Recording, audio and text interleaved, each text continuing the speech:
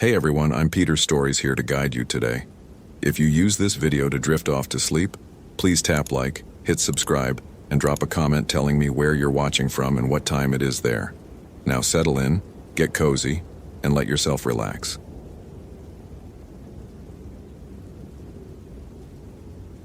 Ashley adjusted her GPS for the third time, irritation creeping into her voice as she spoke into her phone's voice recorder. Day 1. Megan Hartwell disappearance investigation. Subject was last seen 3 days ago at the Pine Ridge National Park entrance. Local authorities have suspended active search due to unusual circumstances. Typical small-town incompetence. She killed the recording and shook her head, steering her rental car through the winding mountain road. As a forensic psychologist with the FBI's Behavioral Analysis Unit, Ashley had seen every type of missing person case imaginable. Megan, her former college roommate, had called her personally before the official channels got involved. "Please, Ash," Megan's sister had sobbed over the phone. "The Rangers won't tell us what they found. They just keep saying unusual circumstances and looking at each other like they've seen a ghost." Ghost. Ashley almost laughed at the absurdity. 20 years of criminal psychology had taught her that there was always a logical explanation. Always. People didn't just vanish into thin air. They ran away. They were murdered. They had accidents. The supernatural explanations were just what weak minds created to cope with uncertainty. The Pine Ridge Ranger Station sat like a lonely cabin against the massive backdrop of ancient pines.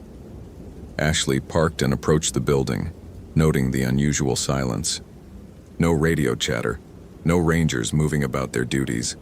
Through the windows, she could see two men hunched over a desk, speaking in hushed tones. "I'm Special Agent Ashley Coleman," she announced, pushing through the door and displaying her credentials. "I'm here about the Megan Hartwell case."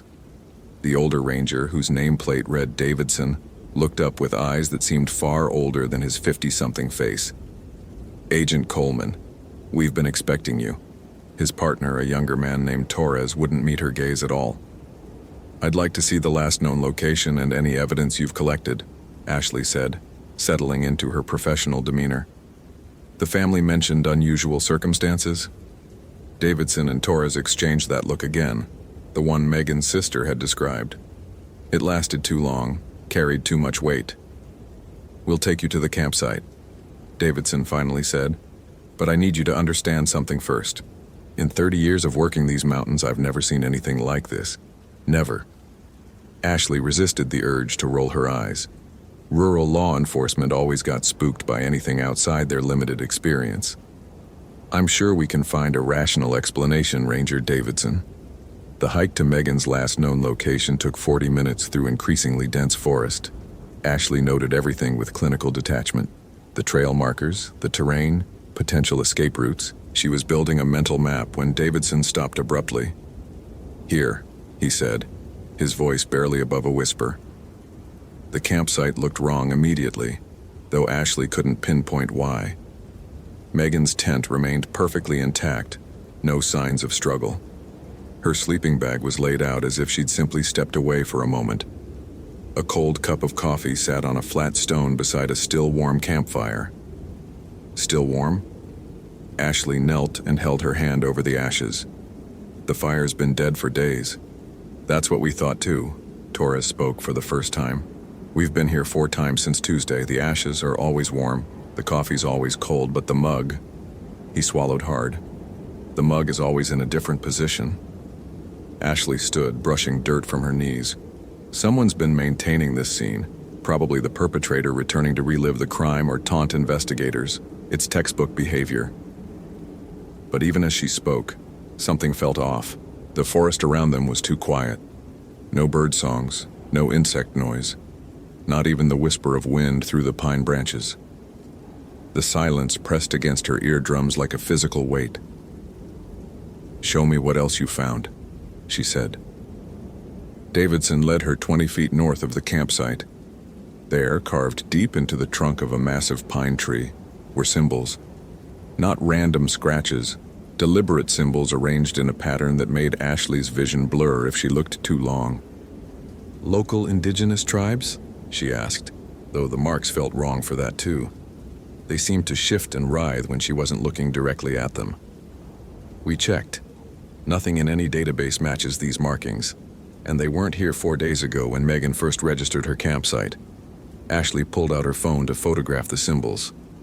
The camera's flash illuminated the tree trunk, and for just a moment, she could swear she saw something else carved beneath the symbols, something that looked like letters spelling out "Help M." She blinked, refocused. Just symbols. Nothing more. I'll need to see her personal effects and interview anyone who might have seen her. The interview process proved frustratingly unproductive. The gas station attendant who'd sold Megan supplies remembered her as nervous about something, but couldn't be more specific. A local hiker claimed to have heard screaming that didn't sound human on Tuesday night, but admitted he'd been drinking. It wasn't until Ashley returned to her motel room that evening that things began to shift. She'd spread Megan's case file across the small table, cross-referencing her notes with official reports when her laptop screen flickered. Just for a second, instead of her document, she saw what looked like a video feed. Grainy, black and white, showing someone running through trees. Ashley hit several keys, checked her connections. Everything appeared normal. She must have accidentally minimized something or clicked the wrong window. She returned to her notes, but the words seemed to swim on the page. Fatigue, she told herself. It had been a long day. But as she tried to focus, the handwriting seemed to change. Where she'd written, "No signs of struggle," the words now read, "She fought so hard." Ashley rubbed her eyes and looked again. No signs of struggle, just as she'd written it. The scratching started around midnight. At first, she thought it was tree branches against her motel room window, but the sound was too rhythmic, too deliberate. Scritch, scritch, scritch, like fingernails on wood. She pulled back the curtain. Nothing but empty parking lot under sickly yellow streetlight. The scratching continued. Ashley grabbed her flashlight and stepped outside. The autumn air bit at her skin as she walked around the building's perimeter, beam cutting through darkness. Nothing. Back in her room, the scratching had stopped. But now there was something else, the faint sound of sobbing coming from somewhere she couldn't identify. Not from adjacent rooms, not from outside. The sound seemed to emanate from the walls themselves. Stress response, she muttered, forcing her breathing to remain steady. Auditory hallucinations brought on by unfamiliar environment and case pressure. But the sobbing grew louder, more desperate, and underneath it, barely audible, a voice calling her name. "Ashley! Ashley, help me!" She shot bolt upright, heart hammering. The voice was Megan's. Ashley grabbed her phone and dialed Megan's number, knowing it was impossible, knowing her friend had been missing for 4 days. The call connected. "Hello?" The voice was weak, terrified. "Megan? Megan, where are you?" "Ashley, oh God, you came for me. I'm so cold, I can't move my legs. Something's wrong with my legs. Where are you? Give me landmarks, anything." "The trees, they keep changing. I try to run, but I end up back here, back with the symbols. Ashley, something's hunting me. Something that isn't human. It wears faces, Ashley. It wears their faces, and it's so angry all the time." The line went dead. Ashley stared at her phone. The call log showed no outgoing calls, no incoming calls, nothing. She was losing her mind. Had to be. 20 years of rational thought, of scientific method, of logical deduction. It couldn't all be wrong. There had to be an explanation. But when she looked up from her phone, there was a message written in the condensation on her bathroom mirror. "She's still alive. Come find us."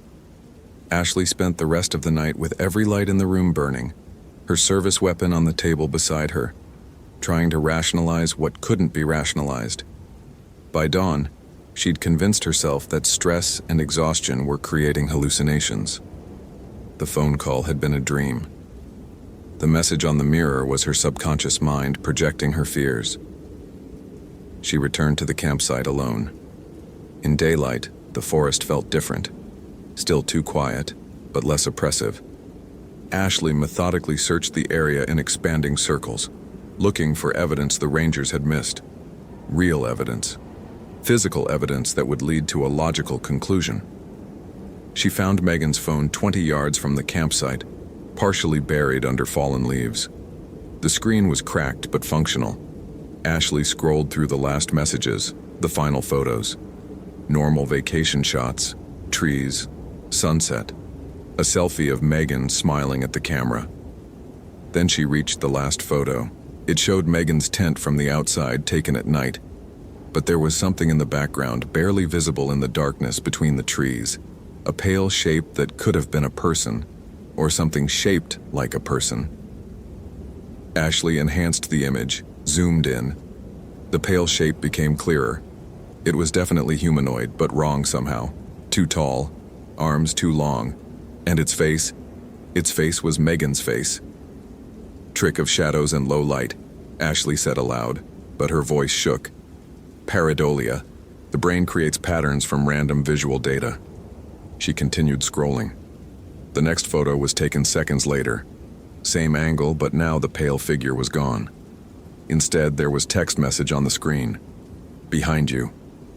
Ashley spun around. Nothing but trees and shadows. But the silence had deepened. No wind, no wildlife sounds, not even the distant hum of civilization. The air itself felt thick, pressing against her skin like invisible hands. The symbols on the tree had changed. Ashley was sure of it now. Where yesterday there had been abstract markings, now she could clearly see letters among the symbols, a message carved deep into the ancient bark. She screamed your name while I took her apart. Ashley's training kicked in. Evidence tampering. Someone was playing psychological games trying to drive her away from the investigation. She photographed the tree from multiple angles, then began examining the bark for tool marks that would indicate recent carving. The symbols were old, decades old, judging by how the bark had grown around them.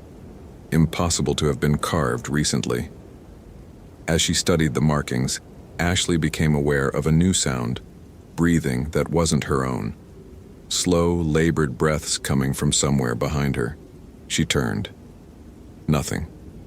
The breathing continued. Ashley drew her weapon, training it on the empty forest. Federal agent, show yourself. The breathing stopped.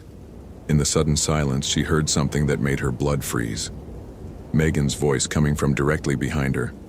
Ashley, don't turn around. Please don't turn around. Every instinct screamed at her to spin toward the voice, but something in Megan's tone, pure, absolute terror, kept her motionless. Megan, where are you? I'm right behind you, but I'm not right. Ashley, it did something to me. It broke me apart and put me back together wrong, and it hurts so much. Ashley's hands trembled as she kept her weapon raised toward the empty trees.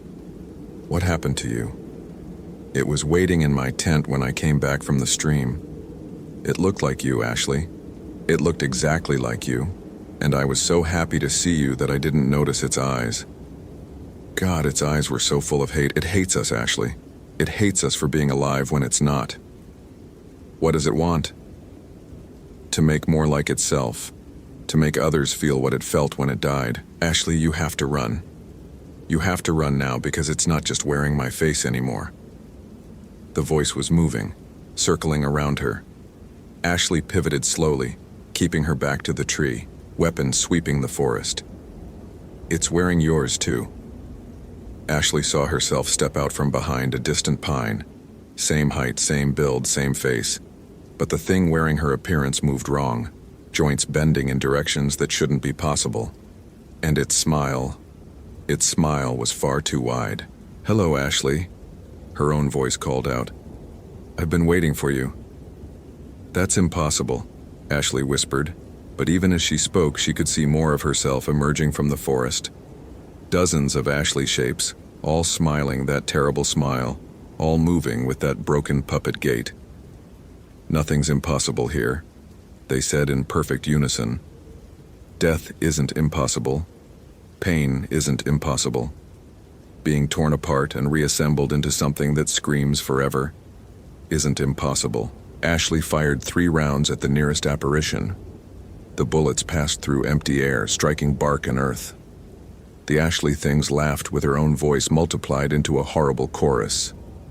"You can't kill what's already dead," they said, "but we can kill what's still alive." They began to advance. Ashley ran. The forest became a maze of identical trees and shifting shadows.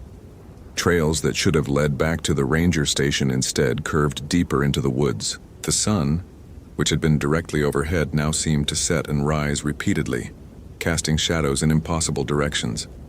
Behind her, the chorus of her own voice grew louder. "Ashley, come back. Ashley, let us show you what we showed Megan. Ashley, let us take you apart and put you back together." She stumbled into a clearing she didn't recognize and stopped short. Megan sat in the center of the clearing, back against a tree, arms wrapped around her knees. She looked exactly as Ashley remembered her. Same auburn hair, same freckled complexion, same green eyes. "Megan," Ashley approached cautiously, weapon still drawn. "Ashley, thank God." Megan struggled to her feet. "I've been hiding here for days. There's something in these woods, something that keeps trying to trick me by wearing familiar faces. But you're real, right? You're really here?" Ashley studied her friend carefully. Everything looked normal, human, but the forest had taught her not to trust appearances. "What was our dorm room number in college?" 237. "Ashley, we need to get out of here. There's something—" "What was the name of your boyfriend junior year?" "Michael Chen." "Ashley, why are you asking me these things?" "Because I need to know you're real." Megan stepped closer and Ashley saw tears in her eyes. "I'm real. I'm so scared, but I'm real. Ashley, please don't leave me here." Ashley wanted to believe. Every rational part of her mind screamed that this was her friend, that she'd found her alive, that somehow they could both escape this nightmare. But then she noticed Megan wasn't casting a shadow. "Ashley," Megan said, reaching out her hand. "Please." Ashley looked into her friend's eyes and saw nothing behind them. No depth, no life, just endless, hungry darkness. "You're not Megan." The thing wearing Megan's face tilted its head with mechanical precision. "How can you be sure?" "Because Megan never dated anyone named Michael Chen." The not Megan's smile didn't belong on her friend's face. "Very good, but you're still going to die here." Ashley raised her weapon, but before she could fire, the clearing filled with voices, all the people who had ever mattered to her. Her parents, her siblings, former partners, colleagues, friends from every stage of her life. All of them stepped out from behind the trees, all wearing expressions of disappointed betrayal. "Why didn't you save us, Ashley?" they asked in unison. "Why did you let us die?" "None of you are dead," Ashley said, backing toward the tree line. "None of this is real. Isn't it?" The not Megan moved closer. "Are you certain?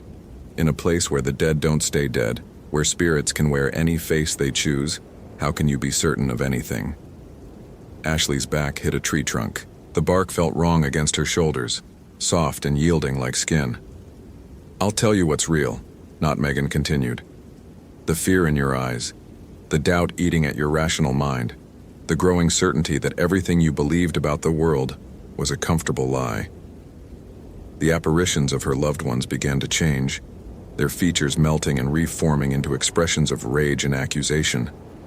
Their voices rose into a cacophony of blame and hatred. "You let us down, Ashley. You failed us. You couldn't protect us. Stop it." Ashley pressed her hands to her ears, but the voices seemed to come from inside her skull. "Join us," they whispered. "Let us show you what lies beyond the rational world you cling to. Let us teach you that death is just the beginning of suffering."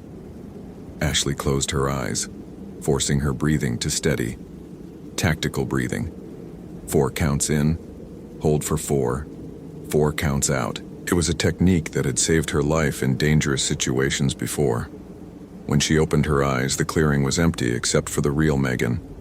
Her friend lay motionless against the far tree, and Ashley could see immediately that she was dead. Had been dead for days. Her skin was gray-white, her clothes torn and stained with dried blood. But her eyes were open, staring directly at Ashley with desperate, terrified awareness. "Help me," Megan's lips moved, though no sound emerged. It won't let me die properly. It keeps me here, keeps me conscious while my body rots. Ashley, please, make it stop. Ashley approached slowly, her training warring with horror. Megan's body showed signs of extreme trauma, broken bones jutting through skin, wounds that should have been instantly fatal. But her chest still rose and fell in shallow, painful breaths. I tried to run, Megan whispered, when I first saw it in my tent, but it caught me, and it was so angry. It said it died here decades ago, fell from the cliffs, and lay broken for days before anyone found it. It said it wanted others to know that feeling, that helplessness. Ashley knelt beside her friend. Up close, she could see the full extent of the damage. No one could survive injuries like these. But Megan's eyes tracked her movement, filled with pain and awareness. It's keeping you alive, Ashley realized. Some kind of supernatural intervention. Not alive, Megan corrected. Something worse than alive. Something worse than dead. Ashley, it wants to do the same to you. It's been feeding off my suffering for days, but it wants fresh fear. It wants to break someone new. The forest around them began to darken, though the sun should have been high overhead. Shadows stretched and twisted, reaching toward Ashley like grasping fingers. It's coming back, Megan said. Ashley, listen to me. The symbols on the tree aren't random. They're a binding, something that keeps it anchored to this place. If you can destroy them. How? Fire. The tree has to burn completely. But Ashley, it won't let you. It'll use everything against you. Your fears, your guilt, your memories. It'll make you see things that aren't there and doubt things that are real. The temperature dropped 20 degrees in seconds. Ashley's breath misted in the suddenly frigid air.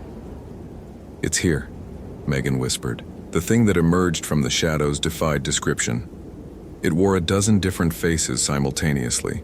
Ashley's, Megan's, strangers, loved ones, all shifting and melting into each other like wax in flame. Its body stretched and contorted, sometimes humanoid, sometimes something altogether alien. But its rage was constant, radiating outward like heat from a furnace. You think you understand now, it said in a voice composed of screams. You think accepting the supernatural makes you brave.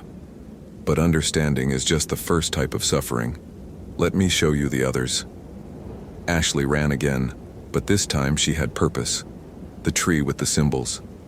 If Megan was right, if destroying it could break whatever was binding this spirit to the forest. Behind her, the entity gave pursuit, its form shifting between the familiar and the impossible. Sometimes it ran on legs, sometimes it flowed like liquid shadow, sometimes it seemed to teleport from tree to tree.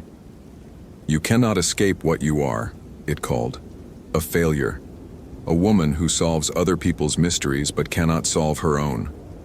Do you know why you really became a psychologist, Ashley? Because you're terrified of your own mind.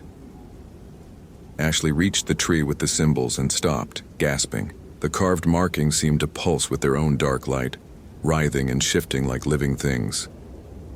Fire, she muttered, patting down her pockets. No matches, no lighter. She'd never been a smoker, never carried fire-starting equipment. But her phone. Ashley smashed her phone against the tree trunk, exposing the lithium battery. She worked frantically, stripping wires, creating a short that would generate enough heat to ignite dry pine needles. Clever, the entity hissed, materializing directly behind her. But futile. Ashley felt cold fingers wrap around her throat, lifting her off the ground. The world grayed at the edges as her air supply was cut off. I died slowly, the spirit whispered in her ear. Broken and alone, calling for help that never came.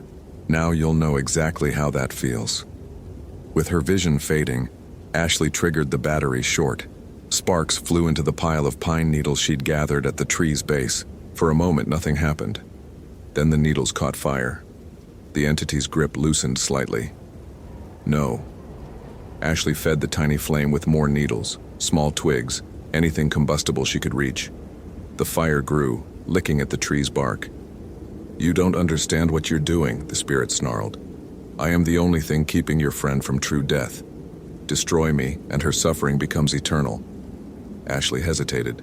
The flames were spreading up the tree trunk, beginning to consume the ancient bark and the symbols carved within it. But if the entity was telling the truth... She looked back toward the clearing where Megan lay dying but not dead, trapped in a state worse than either life or death. "Megan," she called. "Is it telling the truth?" Her friend's weak voice carried through the trees. "Let me go, Ashley, please. Let me go." Ashley fed more fuel to the fire. The entity shrieked, a sound like tearing metal and breaking glass. Its form became less stable, flickering between shapes as the flames consumed more of the tree. "You think this ends your nightmare?" it screamed. "You think destroying me brings peace? You have no idea what you've unleashed."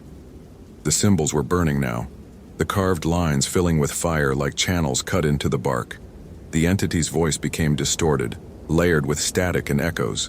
"I was bound here, trapped by the symbols, limited to this forest, but now I'm free to follow you home. Free to visit your family. Free to wear their faces and make you watch them suffer." Ashley's blood turned to ice. She'd been so focused on destroying the binding that she hadn't considered what would happen when the spirit was no longer contained. "You played right into my hands," the entity laughed, as its form began to dissipate. 100 years I've been trapped in these woods, and you've given me my freedom." The tree exploded into flame, the fire spreading with unnatural speed to consume the entire trunk. The symbols disappeared in a rush of smoke and sparks, and the entity's laughter faded into silence. Ashley stood alone in the sudden quiet, watching the tree burn. Had she made a terrible mistake? Had she just released something worse than what she'd tried to stop? A voice behind her. Megan's voice, but different now. Peaceful. "Thank you." Ashley turned to see her friend standing at the edge of the clearing. Not the broken, tortured version, but Megan as she'd been in life. Translucent, but smiling. "Is it over?" Ashley asked. "For me, yes. Thank you for letting me go." Megan began to fade. "But Ashley, be careful. It wasn't lying about being free now. It will come for you, and it will use everything you love against you. How do I stop it? I don't know. But you're stronger than you think. Stronger than it thinks. It feeds on doubt, on the gap between what we believe and what we fear might be true. Don't give it that power." Megan's spirit dissolved into the morning air, leaving Ashley alone with the burning tree and the growing certainty that her nightmare was far from over. The drive back to civilization felt endless. Every shadow in her peripheral vision could be the entity. Every reflection in her mirrors might show something that shouldn't be there. By the time she reached the ranger station, Ashley's hands were shaking so badly she could barely grip the steering wheel. Rangers Davidson and Torres were waiting for her, concern written across their faces. "Agent Coleman, we heard gunshots from the direction of the campsite." Ashley looked at them, these two men who had tried to warn her about forces beyond rational explanation. How could she begin to tell them what she'd experienced? How could she explain that everything she'd built her career on, logic, evidence, rational thought, had crumbled in a single day? "I found Megan," she said finally. She's at peace now." They nodded, understanding passing between them that required no further explanation. "And the other thing?" Davidson asked quietly. "The thing that was keeping her there?" Ashley thought about lying, about crafting a reasonable story that wouldn't sound like the ravings of someone having a complete psychological break. But these men had lived with the truth far longer than she had. "I released it," she admitted. "I thought I was stopping it, but I think I just set it free." Torres and Davidson exchanged one of their weighted looks. "Then God help us all," Davidson whispered. Ashley drove home that evening with every light in her car burning. The radio turned up loud to mask any sounds that shouldn't be there. She thought about Megan's final warning, about the entity's promise to visit her family, to wear their faces and make her watch them suffer. For 20 years she'd built a life on the foundation of rational thought, She'd helped solve hundreds of cases by applying logic and scientific method to human behavior. She'd prided herself on being above superstition, above the primitive fears that governed weaker minds. Now she knew better. Some things couldn't be explained by psychology or criminal behavior patterns. Some mysteries had no logical solutions. And some entities, once awakened, never stopped hunting. As she pulled into her driveway, Ashley noticed her bedroom light was on. She lived alone. She always left the lights off when traveling. Her phone buzzed with a text message from her own number. "I'm waiting for you inside. We have so much to discuss." Ashley sat in her car, engine running, staring at her own front door. Behind that door waited something that could wear any face, speak in any voice, exploit any fear or doubt. Something she'd accidentally freed from a century of containment. She could run, pack up and disappear, start a new life somewhere far away. But it would follow her. It would find her family, her friends, everyone she'd ever cared about. And it would make them pay for her moment of heroic stupidity. Ashley turned off the engine and stepped out into the cool night air. The rational part of her mind, what was left of it, screamed that she was walking into a trap. But rationality had failed her in the forest. Logic had nearly gotten her killed. Maybe it was time to stop thinking and start believing. The front door stood slightly ajar. Her own voice drifted from somewhere inside. "Ashley, come inside. I have something to show you." Ashley drew her weapon and crossed the threshold into her own home, now a battlefield in a war she was only beginning to understand. Behind her, the autumn wind whispered through the trees, carrying the faint sound of distant laughter that might have been the wind itself, or might have been something much worse. Mid-story CTA. If this story is giving you chills, follow for more quality terror. Could you survive in Ashley's place? End story CTA. I hope you felt real shivers. If you appreciate genuine horror, consider following. Which moment scared you the most?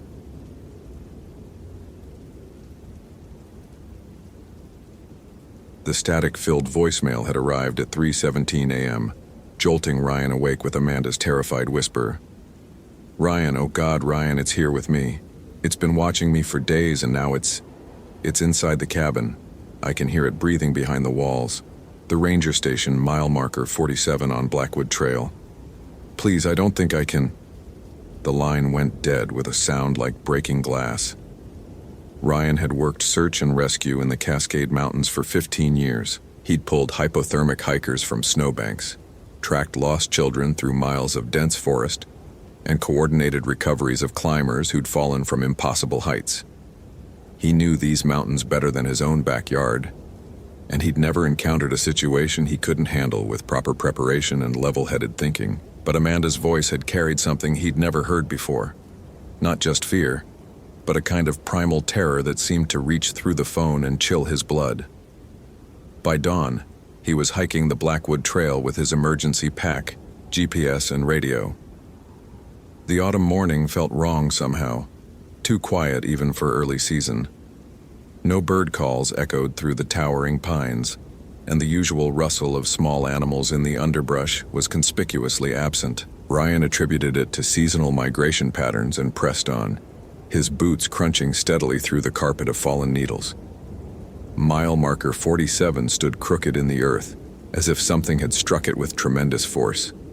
Beyond it, a narrow path wound deeper into the forest toward the old ranger station that had been abandoned for over a decade. Amanda worked for the Parks Department conducting wildlife surveys. What had brought her to this forgotten outpost? The station materialized through the trees like a vision from a nightmare. The small log building sagged under the weight of years and neglect, its windows dark and several panes cracked in spiderweb patterns. But Amanda's green Honda was parked outside, driver's door hanging open as if she'd fled in haste. Ryan called her name, his voice swallowed by the oppressive silence. He approached the car first, noting her purse still in the passenger seat, keys dangling from the ignition. Her equipment bag sat in the back, expensive cameras and monitoring devices she'd never abandoned willingly. The cabin door stood slightly ajar, darkness visible beyond. Ryan drew his flashlight and pushed inside, calling out again. The interior reeked of something he couldn't identify. Not decay exactly, but something organic and wrong, like flowers left too long in stagnant water. Amanda's notebook lay open on the dusty table, her handwriting growing increasingly erratic across the pages. The final entry made Ryan's skin crawl. Day 4. It spoke to me today, said it's been alone so long. Wants me to stay. Keep hearing footsteps upstairs, but there is no upstairs. Getting hard to think clearly. Something very wrong with this place. A sound from above made Ryan freeze. Footsteps, slow and deliberate, moving back and forth across what should have been empty air. He looked up at the cabin's single-story ceiling, his rational mind insisting it was impossible even as the footsteps continued, seeming to pace directly overhead. The temperature in the cabin plummeted without warning. Ryan's breath began to mist, and frost crept across the windows in unnatural patterns that looked almost like grasping fingers. The footsteps stopped abruptly, replaced by a sound that raised every hair on Ryan's body. A voice, Amanda's voice, calling his name from somewhere above the ceiling. Ryan. Ryan, help me. I'm trapped up here. But there was no upstairs. Ryan had circled the building twice before entering. The voice called again, weaker now, more desperate. Every instinct screamed at him to run, but Amanda needed him. He was the veteran, the professional, the one people counted on when everything went wrong. He found a maintenance ladder outside leading to the roof access, though he couldn't remember seeing it before. As he climbed, Amanda's voice grew stronger, more urgent. Hurry, Ryan, please hurry, it's coming back. The roof hatch opened easily, revealing a cramped attic space that couldn't possibly exist within the building's dimensions. Ryan squeezed through, his flashlight beam revealing something that made his carefully maintained composure finally crack. Amanda sat huddled in the far corner, but her eyes reflected his light like an animal's. And when she smiled, her teeth seemed too sharp, too numerous. I've been waiting for you, Ryan, we've been waiting. The temperature dropped further, and Ryan's flashlight began to flicker. In the strobing light, he caught glimpses of other figures in the cramped space, shadowy forms that seemed to shift and writhe when not directly observed. The walls themselves appeared to breathe, expanding and contracting in a rhythm that matched a heartbeat. Amanda? He whispered, though he already knew the truth. The thing wearing Amanda's face tilted its head at an impossible angle. She fought so hard, Ryan. So much fear, so much delicious fear. But she ran out of strength. They always do. Ryan lunged for the hatch, but it slammed shut beneath him with supernatural force. His radio crackled to life with Amanda's real voice, terrified, pleading. Ryan, don't listen to it. I'm in the basement, I'm still alive, please. But there was no basement either. The building was playing with him, reshaping itself according to rules he couldn't comprehend. His 15 years of experience, his knowledge of these mountains, his confidence in his abilities, all of it crumbled in the face of something that simply shouldn't exist. The Amanda thing laughed, a sound like breaking glass and screaming wind. She tastes like fear, Ryan. Sweet, pure fear. And you taste like arrogance about to die. The shadows in the attic began to move, reaching for him with tendrils of darkness that felt solid and cold. Ryan's flashlight died completely, plunging him into absolute blackness. He could hear breathing all around him, not just the thing wearing Amanda's face, but dozens of other presences, all of them hungry. His radio crackled again. Ryan, the real Amanda, still alive. Find the basement. But which voice was real? In the crushing darkness, with phantom hands grasping at him from every direction, Ryan realized that his experience meant nothing here. The rules he'd lived by, the confident competence that had defined his career, all useless against an enemy that fed on fear and wore the faces of its victims. The breathing grew closer, and Ryan felt something cold touch his cheek with fingers that weren't quite human. Somewhere in the impossible darkness, something that might have been Amanda began to scream. If this story is giving you chills, follow for more quality terror. Could you survive in Ryan's place? Ryan's scream joined the chorus as the darkness swallowed him whole. and the abandoned ranger station fell silent once more, waiting patiently for its next victim to answer a desperate voice calling for help through the static-filled night. Hope you felt real chills. If you appreciate genuine horror, consider following. What moments scared you most?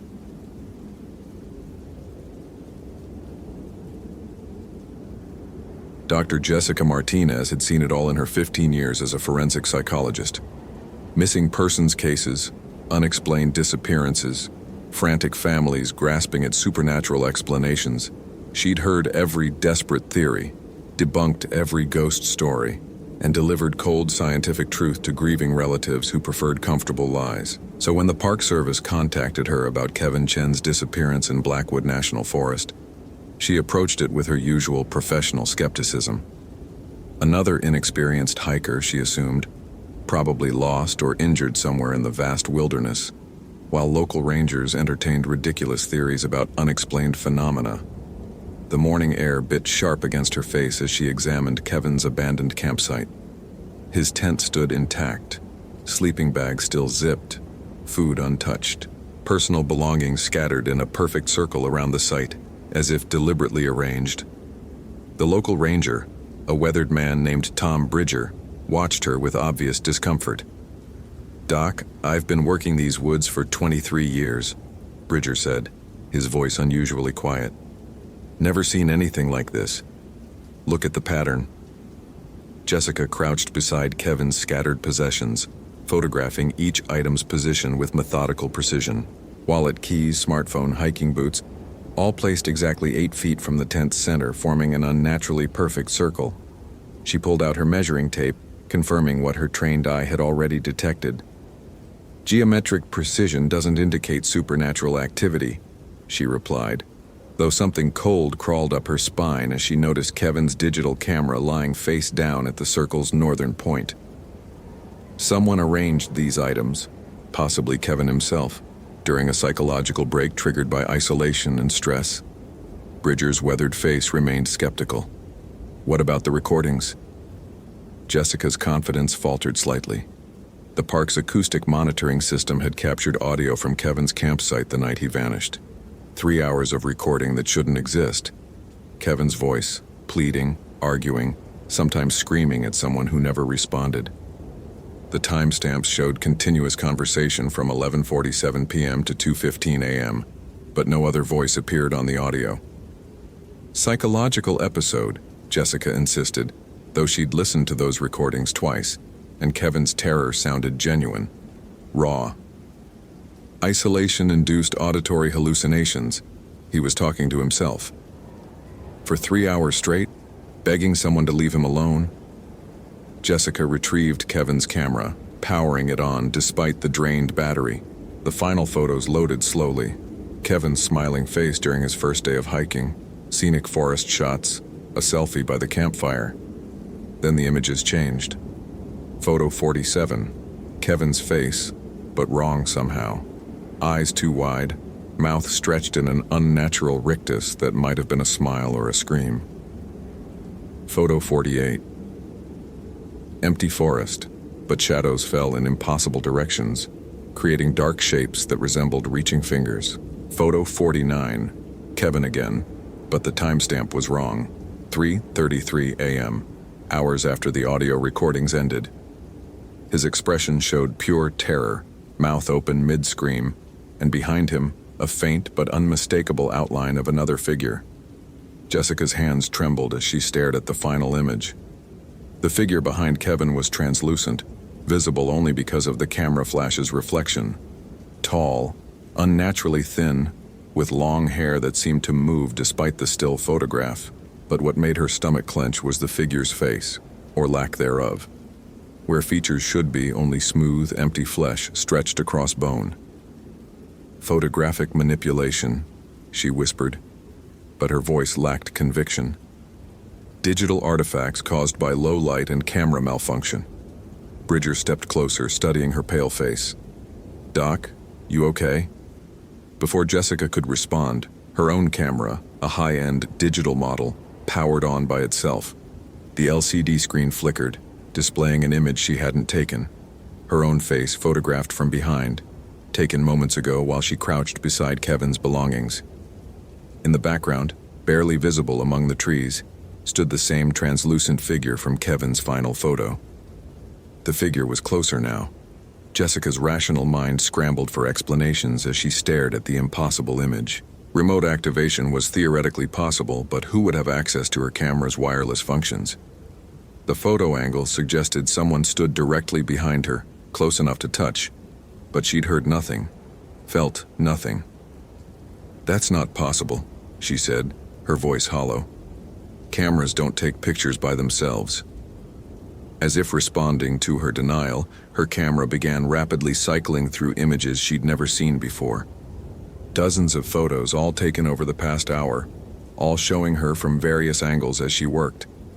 In every image, the translucent figure stood closer, its featureless face turned toward her with unmistakable attention.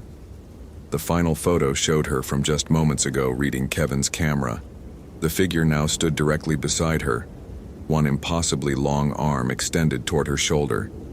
Jessica spun around, stumbling backward, but found only empty forest. Bridger grabbed her arm to steady her, his face creased with genuine concern.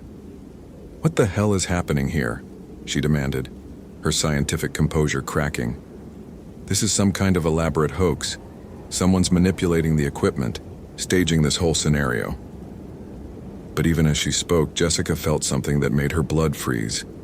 The sensation of being watched, studied, examined by something with infinite patience and terrible intent. The feeling she'd dismissed in dozens of other cases. The instinctive terror that she'd always explained away with psychological theory. For the first time in her career, Dr. Jessica Martinez began to understand that some phenomena couldn't be rationalized, couldn't be explained, couldn't be debunked.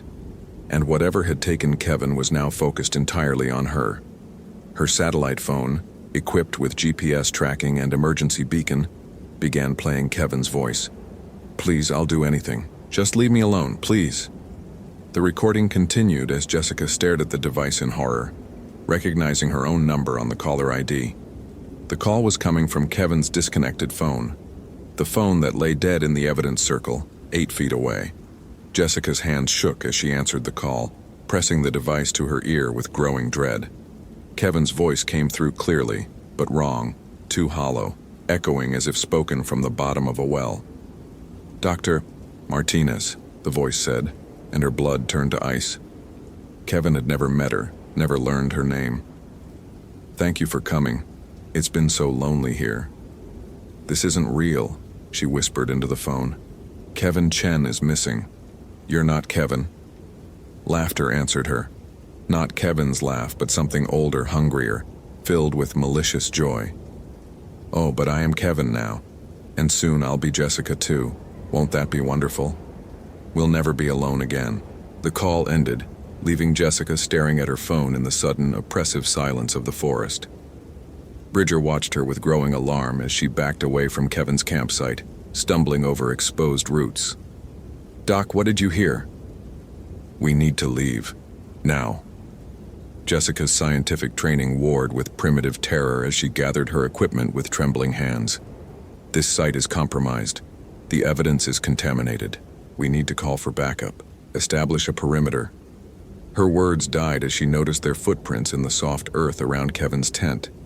Bridger's heavy boot prints, her own smaller tracks, but between them, other impressions. Bare feet, unnaturally long, with toes that extended like fingers. The prints appeared and disappeared randomly, as if their owner had materialized and vanished repeatedly while watching them work. "Ranger Bridger," she said carefully. "Look at the ground." Bridger followed her gaze and went pale. "Jesus Christ, those weren't there 10 minutes ago."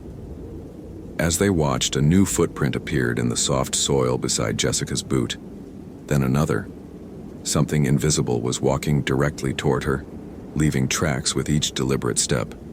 Jessica broke and ran. She crashed through undergrowth, branches tearing at her jacket. Rational thought completely abandoned as primal terror took control. Behind her, Bridger shouted her name, but his voice seemed to come from very far away. The forest around her shifted and changed, familiar landmarks disappearing as paths she'd mapped earlier led in impossible directions. Her GPS showed her running in circles, though she'd maintained a straight line.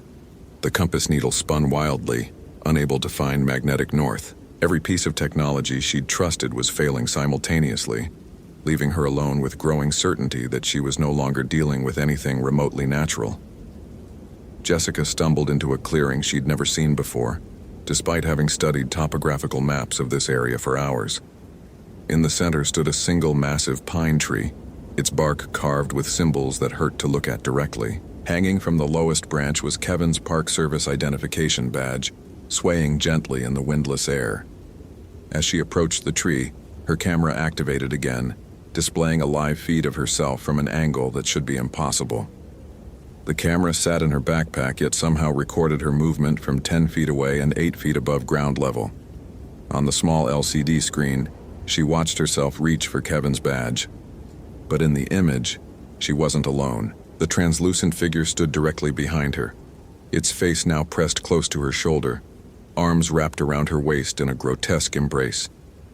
Jessica spun around, finding nothing but empty air, but the sensation of cold arms around her waist remained.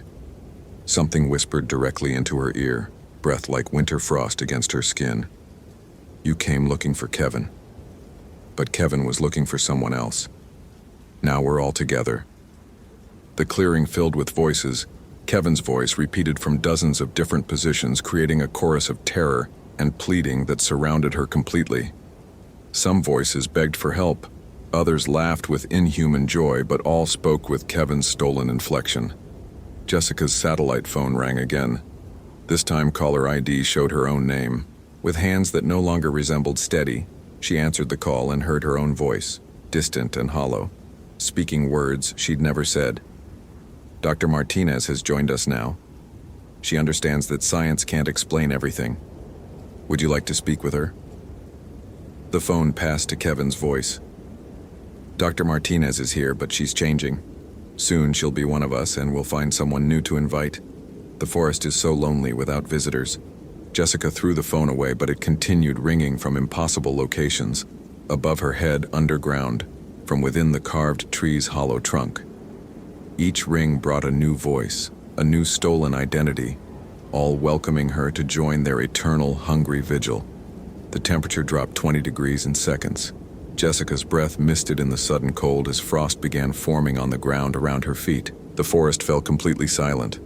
No bird calls, no insect noise, no wind through branches. Only the terrible ringing of phones that shouldn't exist, carrying voices of people who were no longer entirely human. In the growing darkness between the trees, shapes moved. Not quite solid, not quite shadow, but undeniably present and focused entirely on her. The translucent figure from the photograph stepped into the clearing, no longer hiding its presence. Jessica could see through its body to the trees beyond, but its attention felt more real than anything in her carefully ordered scientific world. When it spoke, the voice came from everywhere and nowhere, bypassing her ears entirely and speaking directly into her mind. "Dr. Jessica Martinez, we've been waiting for you. Kevin told us you were special, that you don't believe in ghosts. We're going to enjoy changing your mind." The figure gestured, and Jessica's own equipment turned against her. Her digital camera began photographing her rapidly, each flash revealing more translucent shapes surrounding the clearing. Her GPS device announced in Kevin's stolen voice, "You have reached your final destination." Jessica's scientific mind made one last desperate attempt at rational explanation, even as terror consumed her completely. Mass hallucination triggered by isolation and suggestion. Psychological break caused by exposure to previous victims' recorded trauma. Elaborate hoax using advanced technology she didn't understand. But as the translucent figure reached for her with impossibly long fingers, Jessica finally understood what Kevin had learned in his final hours. Some hungers transcend death, some loneliness demands company, and some explanations exist beyond the reach of human science. The last thing Dr. Jessica Martinez recorded in her professional notes was a single, shaking line. "Previous assessment incorrect. Requesting immediate extraction. Phenomena confirmed as..." The entry ended there. 3 days later, Ranger Bridger found her campsite arranged in a perfect circle. personal belongings placed exactly 8 feet from her abandoned tent. Her digital camera contained hundreds of photos she'd never taken, documenting her own terror from impossible angles. The final image showed Jessica's face, eyes wide with the knowledge that everything she'd believed about the world was wrong. Behind her, barely visible, stood 2 translucent figures. One had Kevin's stolen features. The other was beginning to look like Jessica herself. The park's acoustic monitoring system recorded her voice for 6 hours after she'd officially gone missing, pleading with someone who never answered back. Her words, growing more desperate as the night progressed, were identical to Kevin's final recordings. But in the very last audio file, a new voice appeared. Dr. Jessica Martinez, speaking with calm, professional authority. Ranger Station, this is Dr. Martinez. I've completed my investigation. The disappearances are not supernatural in nature. I'm requesting additional researchers be sent to this location. The forest is lonely and we could use the company. The transmission ended with laughter that didn't sound quite human. The missing persons file on Dr. Jessica Martinez remains officially unsolved, though strange reports continue to emerge from Blackwood National Forest. Hikers report helpful voices calling to them from the darkness, offering assistance and companionship to anyone willing to venture deeper into the woods. The voices are always familiar, always trustworthy, and always hungry for new friends to join their eternal conversation in the shadows between the trees. I hope you felt genuine chills. If you appreciate authentic horror, consider following. Which moment scared you the most?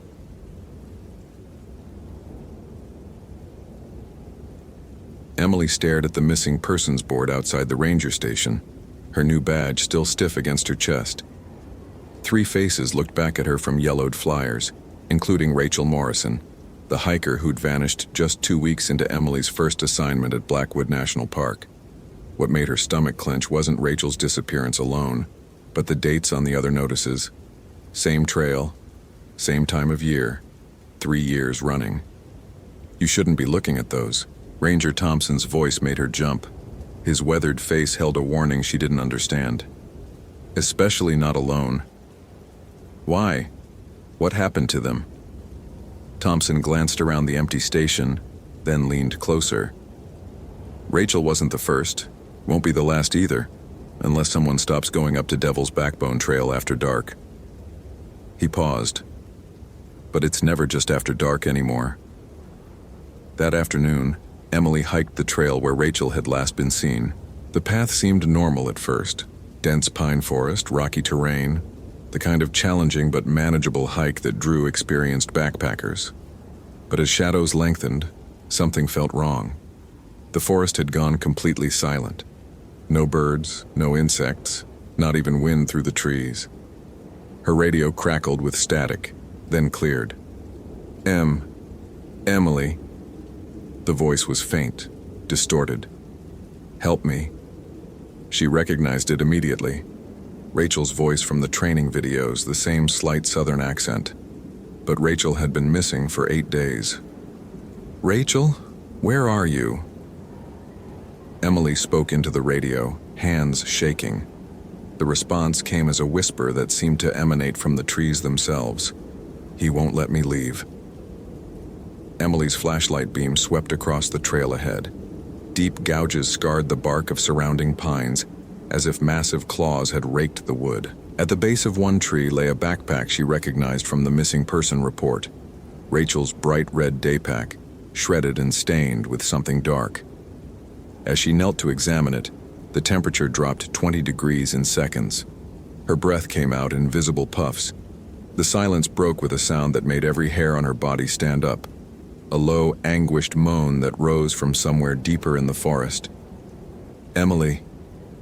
The voice on the radio was clearer now, but wrong somehow. Too hollow, like an echo in an empty cavern. Don't trust him. He lies about everything. Who lies? Rachel, where are you? The forest around her began to change. Trees that had been 30 feet apart suddenly stood closer together. The trail that should have led back to the parking area now curved into darkness she hadn't noticed before. Emily spun in a circle, disoriented, her flashlight beam revealing paths that couldn't exist. A figure stood between two pines about 50 yards ahead. Emily's heart hammered as she called out, "Rachel?" The figure raised one arm, beckoning.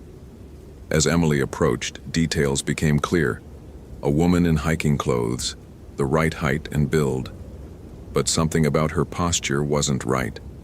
She stood too still, head tilted at an unnatural angle. 20 feet away, Emily's flashlight illuminated the woman's face. It was Rachel, or had been. Her skin was bone white, her eyes were completely black, and when she smiled, Emily saw too many teeth. "He's been waiting for you," the thing that looked like Rachel said in a voice like breaking glass. "He's so lonely since I stopped screaming." Emily ran. Branches tore at her face and uniform as she crashed through underbrush that seemed to grab at her legs. Behind her came the sound of pursuit, not footsteps but something dragging across the ground, accompanied by that horrible moaning that grew louder and more enraged. Her radio crackled again, this time with multiple voices, all the missing hikers overlapping in a chorus of despair. "Don't leave us here. He won't let us go. You can't escape him." Emily burst into a clearing she didn't recognize. Ancient stone formations jutted from the earth in a rough circle, covered in symbols that hurt to look at. In the center lay the remains of a campfire that still smoldered, though no one should have been camping in this restricted area. The moaning stopped. The voices on the radio fell silent. In the sudden quiet, Emily heard something far worse.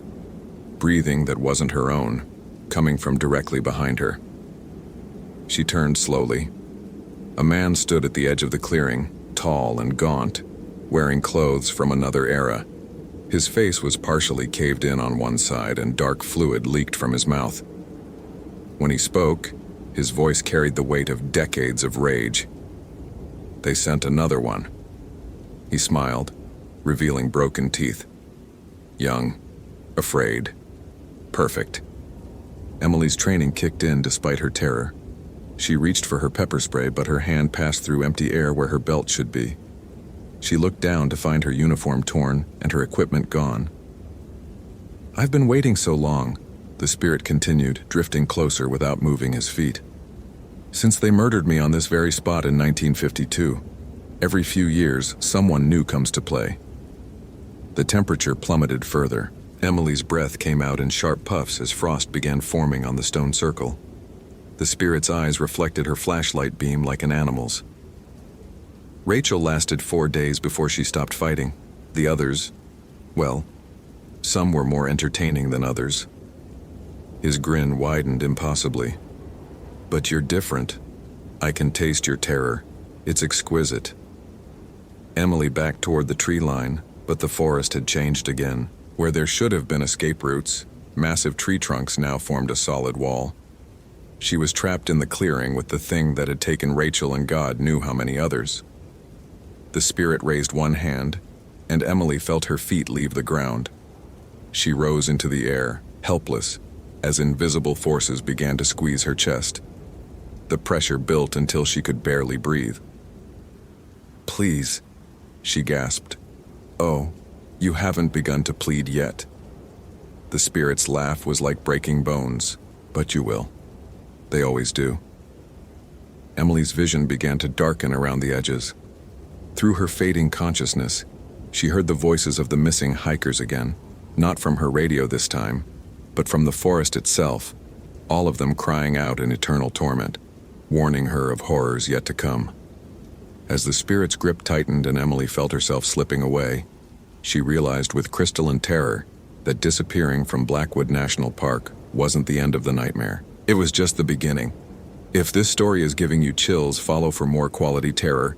Could you survive in Emily's place? Hope you felt genuine chills. If you appreciate real horror, consider following. Which moment scared you the most? Tentar novamente.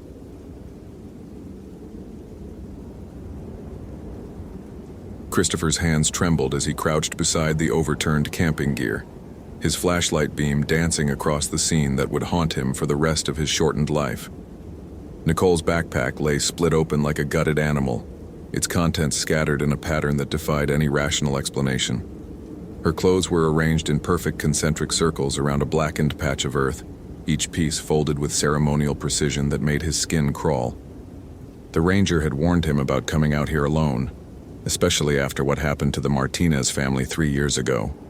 But Christopher knew about losing people in these mountains. He'd been fighting that particular demon since Rebecca disappeared in this same stretch of wilderness 12 years ago, taking with her any hope he'd ever had of sleeping peacefully again. A metallic glint caught his eye. Nicole's engagement ring sat at the center of the burn mark, the diamond catching his light like a malevolent eye. Christopher reached for it, then jerked his hand back as the metal seared his fingertips despite the cool October air. The ring was burning hot, though no flame touched it. "She called for you," a voice whispered from directly behind his left ear. Christopher spun around, his light cutting through empty air. The forest stretched endlessly in all directions, silent except for his ragged breathing. He'd heard that voice before, in therapy sessions and sleepless nights, but never this clear, never this close. "She screamed your name when I took her."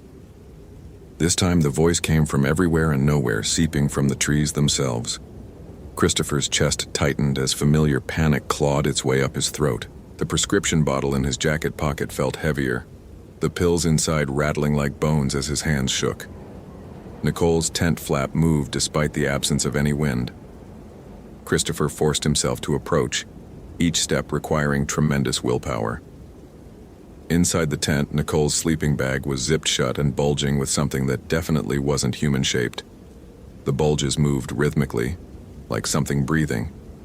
He grabbed the zipper pull and yanked it down. Dozens of dead ravens spilled out, their necks twisted at impossible angles, their black eyes reflecting his flashlight beam like obsidian mirrors.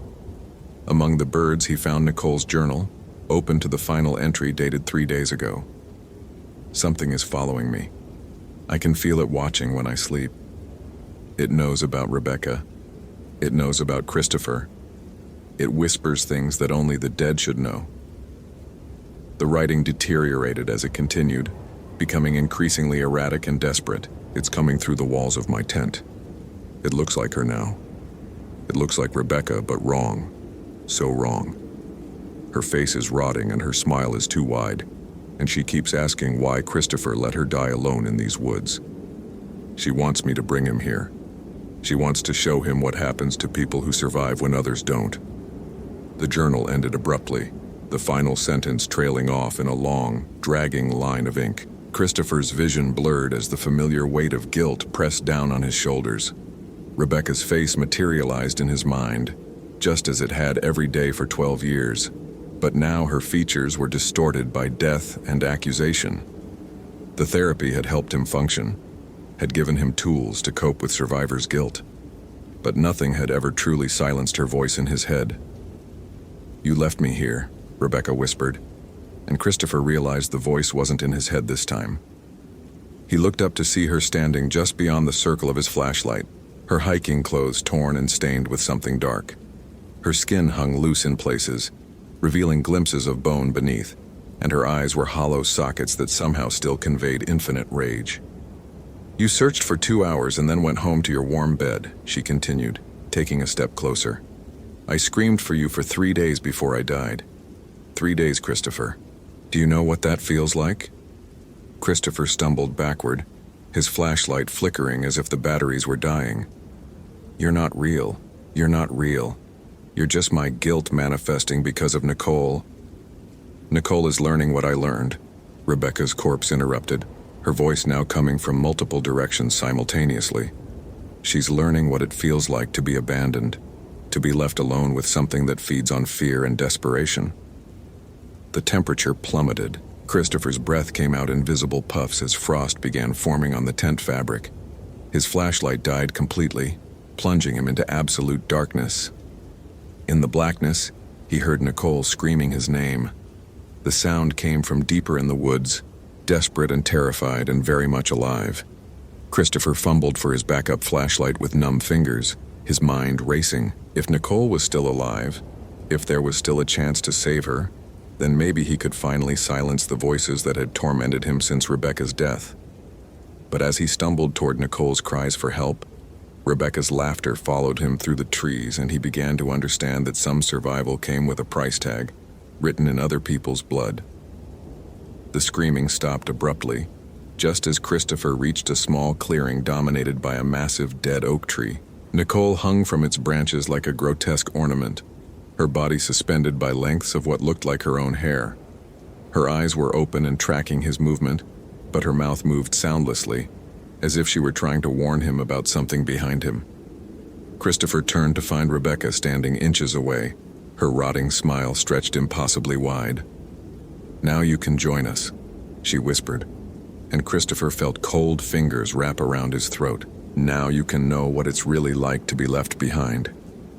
As consciousness faded, Christopher's last thought was that Nicole's eyes were no longer looking at him with pleading desperation, but with the same hungry anticipation he saw reflected in Rebecca's hollow sockets.